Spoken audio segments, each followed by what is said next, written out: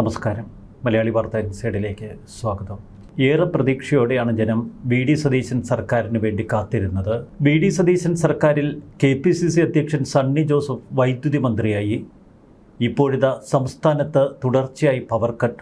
കഴിഞ്ഞ 10 വർഷത്തിനിടയിൽ പിണറായി വിജയൻ സർക്കാർ കേരളം ഭരിച്ചപ്പോൾ പവർ കട്ട് എന്നൊന്നില്ലായിരുന്നുവെന്നാണ് LDFിൻ്റെ അവകാശവാദം. ചിലപ്പോഴൊക്കെ കറണ്ട് പോകും, അതൊക്കെ അനൗദ്യോഗിക പവർ കട്ടുകൾ മാത്രം. എന്നാൽ ഇപ്പോൾ എല്ലാ ദിവസവും എന്നതുപോലെ പവർ കട്ട്. ഒടുവിൽ കേരളത്തിൻ്റെ വൈദ്യുതി മന്ത്രി അത് സമ്മതിച്ചു. കേരളത്തിൽ വൈദ്യുതി പ്രതിസന്ധി അതിരൂക്ഷമാണ്. കേരളത്തിൽ പവർ കട്ട് തുടരുമെന്നാണ് വൈദ്യുതി മന്ത്രി പറയുന്നത്. ആധുനിക ലോകത്തിൽ കേട്ടുകേൾവിയില്ലാത്ത ഒന്നാണ് ഈ പവർ കട്ട്. വിദേശങ്ങളിലൊക്കെ വൈദ്യുതി മുടക്കം വരും എന്നുണ്ടെങ്കിൽ കൃത്യമായി അത് ഉപഭോക്താക്കളെ അറിയിക്കും. ദീർഘനേരം വൈദ്യുതി മുടങ്ങുന്നുവെങ്കിൽ അതിനുവേണ്ട ക്രമീകരണങ്ങളൊക്കെ സർക്കാർ കൈക്കൊള്ളും. ഇവിടെ അങ്ങനെയല്ല, തോന്നുമ്പടിയാണ് കാര്യങ്ങൾ. പ്രത്യേകിച്ച് വൈകിട്ട് സമാധാനമായി ഒന്നുറങ്ങാൻ കിടക്കുമ്പോഴേക്കും വൈദ്യുതി നിലയ്ക്കും. ഫ്ലാറ്റുകളിലൊക്കെ ജീവിക്കുന്നവർക്ക് വലിയ പ്രതിസന്ധിയാണിപ്പോൾ. എന്നാൽ നിയന്ത്രണം ഒഴിവാക്കാനാവാത്ത സാഹചര്യമെന്നാണ് വൈദ്യുതി മന്ത്രിയുടെ വിശദീകരണം. വർദ്ധിച്ച ഉപയോഗം, കുറഞ്ഞ ആഭ്യന്തര ഉൽപ്പാദനം, കടം വാങ്ങിയ വൈദ്യുതി തിരികെ നൽകേണ്ട സാഹചര്യം, ഇവയാണ് പ്രതിസന്ധിക്ക് കാരണം. പ്രതിസന്ധികൾ എല്ലാ കാലത്തുമുണ്ട്. എല്ലാ സർക്കാരുകളും പ്രതിസന്ധികൾ അതിജീവിക്കണം. ആ ആർജവമാണ് ഓരോ മന്ത്രിക്കും ഭരണകൂടത്തിനും വേണ്ടത്. അവിടെയാണിപ്പോൾ സണ്ണി ജോസഫ് വീണുടയുന്നത്. പ്രതിസന്ധിക്ക് ആക്കം കൂട്ടുന്നതാണ് സംസ്ഥാനത്ത് മഴയുടെ കുറവ്. വരും ദിവസങ്ങളിലും കാര്യമായ മഴയ്ക്ക് സാധ്യതയില്ല എന്ന് കാലാവസ്ഥാ കേന്ദ്രം മുന്നറിയിപ്പ് നൽകുന്നു. വൈദ്യുതി ഉപഭോഗത്തിൽ വലിയ വർധനവാണ് ഈ കഴിഞ്ഞ ദിവസങ്ങളിൽ ഉണ്ടായത് എന്ന് വൈദ്യുതി മന്ത്രി പറയുന്നു. ഇതിനൊക്കെ ജനങ്ങളെ കുറ്റം പറയുന്നത് എന്തിന്? ഭരിക്കാൻ അറിയുന്നവർ ഭരണകൂടത്തിലുണ്ടാവണം. അവർ പ്രതിസന്ധികൾ അതിജീവിക്കാൻ പഠിക്കണം. രാജ്യത്താകമാനം വൈദ്യുതി ആവശ്യകത വർദ്ധിച്ചതുകൊണ്ട് പവർ എക്സ്ചേഞ്ചിലൂടെ ലഭ്യമാകുന്ന വൈദ്യുതിയുടെ ലഭ്യതയിലും കാര്യമായ കുറവ് അനുഭവപ്പെടുന്നുണ്ട് എന്ന് വൈദ്യുതി മന്ത്രി വിശദീകരിക്കുന്നു. നിലവിൽ രാത്രി 7 മണിക്ക് ശേഷം 15 മിനിറ്റ് മുതൽ അരമണിക്കൂർ വരെയാണ് നിയന്ത്രണം ഏർപ്പെടുത്തിയിരിക്കുന്നത്. ഇതൊരു പതിവ് കാഴ്ചയാണ്. തലസ്ഥാന നഗരിയിലടക്കം പവർ കട്ട് സാധാരണ സംഭവമായിരിക്കുന്നു.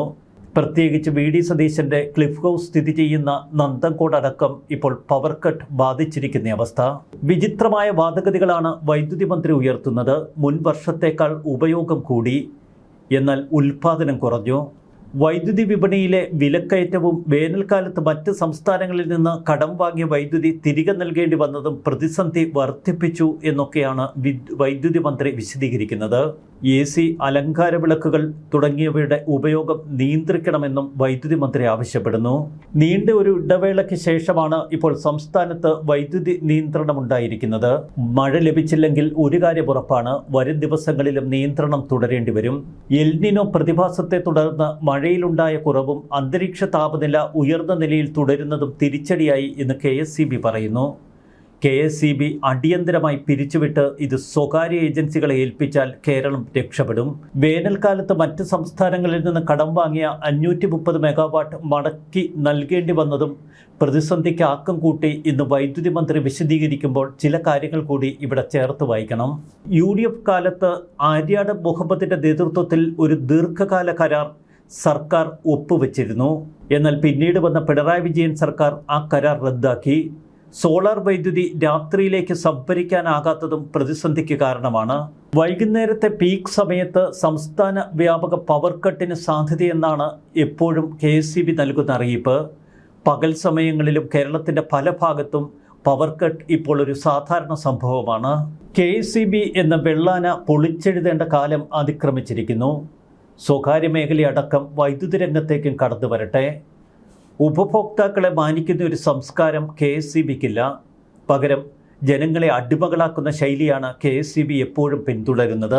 മുൻപ് പലപ്പോഴും നമ്മളിത് കണ്ടിട്ടുണ്ട്. യൂണിയൻ അതിപ്രസരവും ജീവനക്കാരുടെ അഹങ്കാരവും. എന്നാൽ ഇവരെയൊന്നും നിയന്ത്രിക്കാൻ ഇപ്പോൾ അധികാരത്തിൽ വന്നിരിക്കുന്ന UDF സർക്കാരിന് കഴിവില്ല എന്ന് തെളിയിക്കുന്നതാണ് ഇപ്പോഴത്തെ സംഭവ വികാസങ്ങൾ. കാലവർഷം കനിഞ്ഞില്ല, ഡാമുകളിൽ വെള്ളമില്ല. സംസ്ഥാനം കണ്ട ഏറ്റവും വലിയ വൈദ്യുതി പ്രതിസന്ധിയിലേക്ക് കേരളം കൂപ്പുകുത്തുന്നു. കേരളം അകപ്പെട്ടിരിക്കുന്ന ഇരുട്ടകറ്റാൻ വൈദ്യുതി മന്ത്രി സണ്ണി ജോസഫിന് കഴിവില്ല എന്ന പരിഹാസമാണ് ഇപ്പോൾ സോഷ്യൽ മീഡിയയിൽ മുഴങ്ങുന്നത്.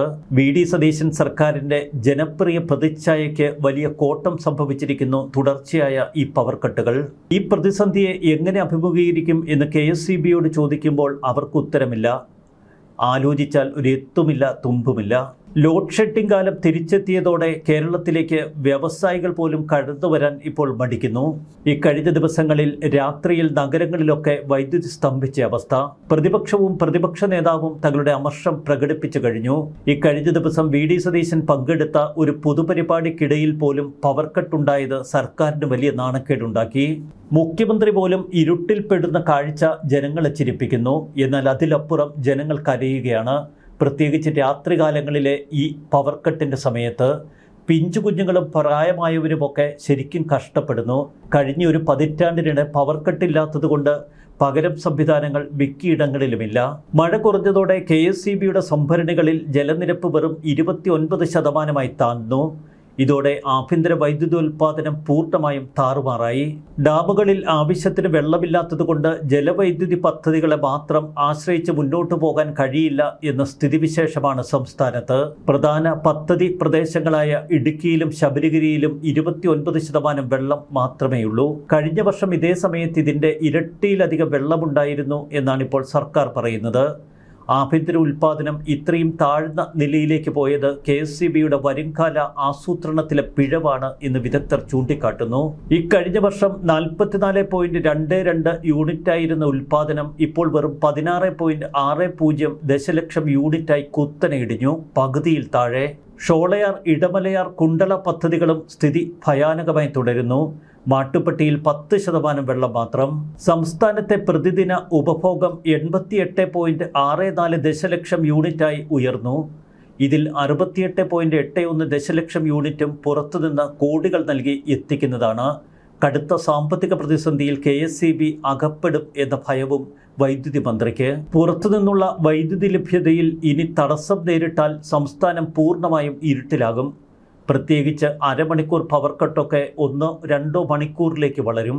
നിയന്ത്രണങ്ങൾ എത്ര നാൾ തുടരേണ്ടി വരും എന്നതിനെക്കുറിച്ച് യാതൊരുവിധ നിശ്ചയവുമില്ലാതെ ഒരു വൈദ്യുതി മന്ത്രി.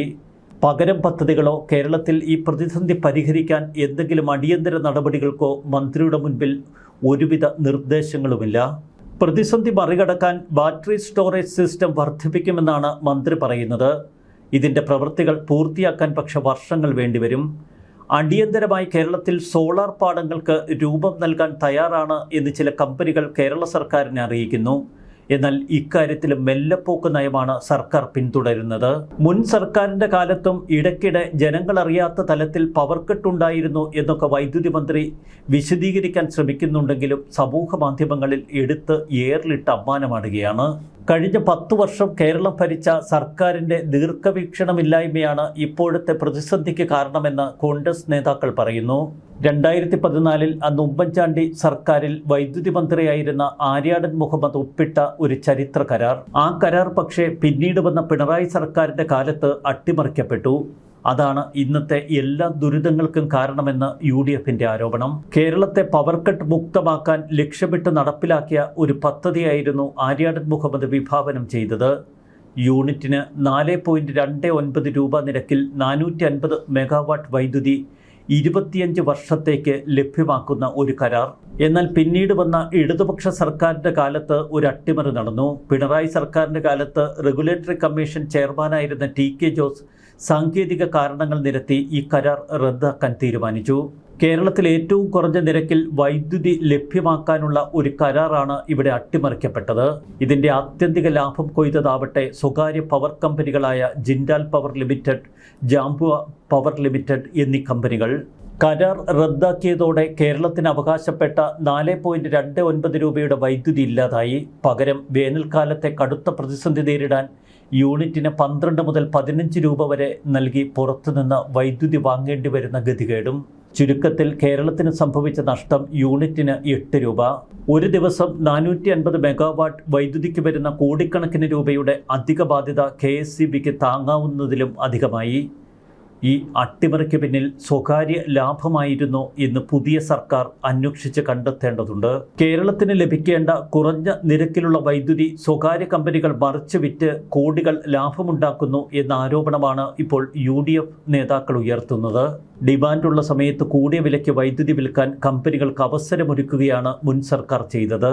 ഒരു കാര്യം വ്യക്തമാണ്, പവർ കട്ടില്ലാത്ത കേരളം എന്നത് LDFിൻ്റെ വളരെ വലിയ മുദ്രാവാക്യമായിരുന്നു. ആ മുദ്രാവാക്യത്തിന് മുന്നിൽ തരിച്ചു നിൽക്കുന്ന UDF സർക്കാരിനെ നമ്മൾ കാണുന്നു.